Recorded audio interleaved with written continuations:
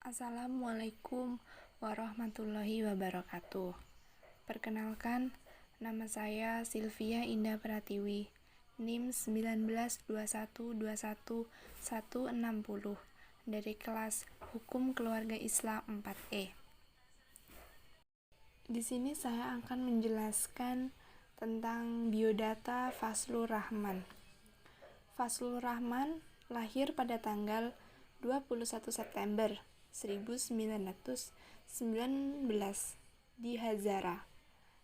Hazara itu adalah sebuah tempat yang menjadi bagian dari negara India yang sekarang sudah menjadi bagian dari negara Pakistan.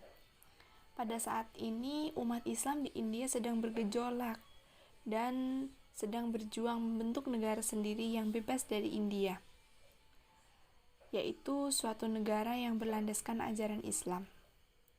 Fazlur Rahman sendiri dibesarkan dalam suatu keluarga dengan tradisi keagamaan mazhab Hanafi yang cukup kuat.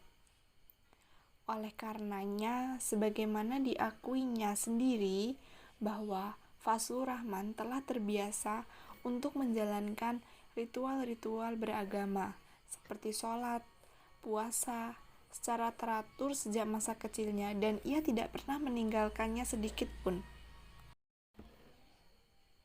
Dasar pemahaman keagamaan keluarga Fazlur Rahman yang cukup kuat ini ditelusuri berasal dari ayah dan ibunya yang bernama Maulana Shihab ad-Din dan ibunya bernama Nyonya Bilqis Rahman. Maulana Shihab ad-Din adalah seorang ulama tradisional kenamaan lulusan Dar al-Ulum Deoband. Di sekolah ini, Shihab ad-Din belajar dengan beberapa tokoh-tokoh terkemuka. Di antaranya ada Maulana Mahmud Hasan pada tahun 1920 atau yang lebih dikenal dengan Syekh Al-Hind, dan ada seorang faqih ternama yang bernama Maulana Rosid Ahmad Gangohi pada tahun 1905. Maulana Shihab ad-Din sendiri adalah seorang ulama modern, meskipun terdidik dalam pemikiran Islam yang tradisional. Ayah Fazlur Rahman ini memiliki keyakinan bahwa di dalam Islam melihat modernitas sebagai tantangan-tantangan dan kesempatan-kesempatan yang harus dihadapinya. Pandangan ayah Fazlur Rahman ini yang kemudian mempengaruhi pemikiran dan keyakinan seorang Fazlur Rahman. Keyakinan seperti ini pula lah yang kemudian dimiliki dan mewarnai pemikiran Fazlur Rahman. Ada pengaruh dalam kehidupan Fazlur Rahman, yaitu pengaruh ayah dan ibunya yang sangat kuat dalam rangka membentuk daya pikir dan pengalaman keagamaan seorang Fazlur Rahman. Ayahnya mengajarkan pola pikir yang sangat tradisional, namun tetap toleransi terhadap nilai-nilai modernitas sebagai kenyataan dalam sehari-harinya yang ia hadapi sekarang. Sedangkan ibunya selalu mengajarkan nilai-nilai kebenaran, nilai-nilai kasih sayang, dan nilai-nilai cinta kasih. Ini ditunjukkan karena keluarga Fazlur Rahman menganut mazhab Hanafi yang biasanya dikenal dengan mazhab Sunni yang selalu mengedepankan akal dan logikanya, sehingga akan menjadi landasan berpikir seorang Fazlur Rahman untuk berada di dalam jalur pemikiran beragama yang baik.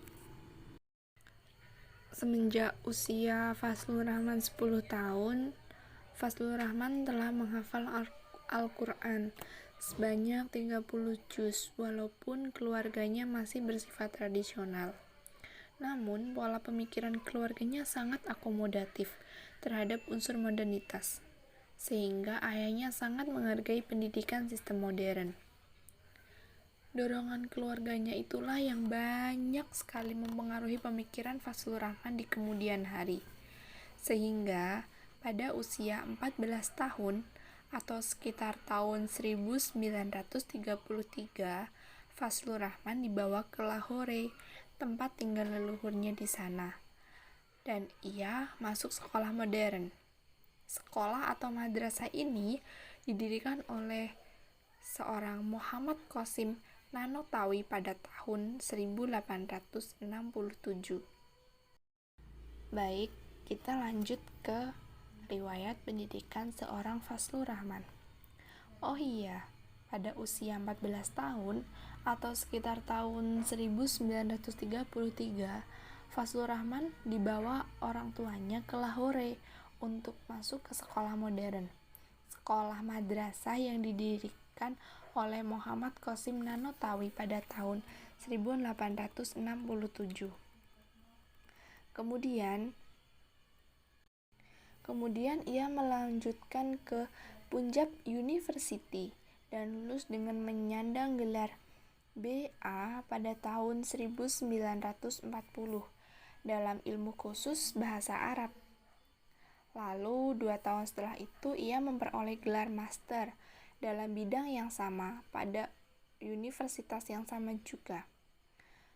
Namun karena ia merasa mutu pendidikan yang dirasakannya masih rendah, Fazlur Rahman memutuskan untuk melanjutkan pendidikannya ke Inggris pada tahun 1946 dan ia berangkat ke Oxford University, Inggris.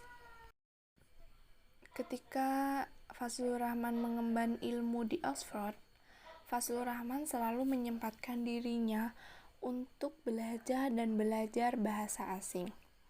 Sekarang beliau sudah menguasai beberapa bahasa asing seperti bahasa Latin, bahasa Yunani, bahasa Inggris, bahasa Jerman, bahasa Turki, bahasa Arab, dan bahasa Urdu, yaitu sebagai bahasa Pakistan, bahasa di mana ia tinggal dan dilahirkan. Setelah dirasa ia menguasai bahasa tersebut, Fazlur Rahman tidak berhenti untuk memperdalam ilmunya. Ia langsung memperdalam dan memperluas keilmuannya dalam bidang keislaman melalui penelusuran di dalam berbagai literatur yang ada. Kemudian, pada tahun 1950, Fazlur Rahman meraih gelar doktornya di Oxford University. Tetapi, setelah Fazlur Rahman lulus, ia tidak langsung pulang ke kampung halamannya di Pakistan. Namun, beliau memutuskan bahwa dia akan tinggal dan mengabdi beberapa saat di Inggris. Fazlur Rahman ditawari untuk mengabdi dengan mengajar di Durham University. Kemudian, setelah beberapa saat, ia pindah ke Institute of Islamic Studies McGill University di Kanada. Lanjut pada tahun 1960, Fazlur Rahman memutuskan untuk kembali ke kampung halamannya yang ada di Pakistan. Yang ketika itu terjadi sebuah perdebatan yang hebat antara kelompok tradisionalis fundamentalis dengan kelompok modernis dalam menentukan struktur yang relevan untuk negara Islam di Pakistan saat itu. Dan sekitar tahun 1962, Fazlur Rahman ditunjuk oleh Ayub Khan sebagai seorang direktur lembaga riset Islam yang dulunya ia hanya sebagai staf. Dan tidak hanya itu, Fazlur Rahman juga menjadi anggota Dewan Penasehat Ideologi Islam. Fazlur Rahman ini mempunyai alasan mengapa ia menerima tawaran dari Ayub Khan, yaitu ia ingin membangkitkan kembali visi misi Al-Quran yang dinilai telah terkubur dalam puing-puing kenangan-kenangan sejarah yang ada. Tetapi saat beliau menjabat, ada beberapa kendala. Salah satunya terjadi ketidaksetujuan jika Fazlur Rahman menjabat kedudukan itu. Karena menurut para ulama tradisional, mereka menganggap bahwa latar belakang pendidikan Fazlur Rahman yang ditempuh di Barat.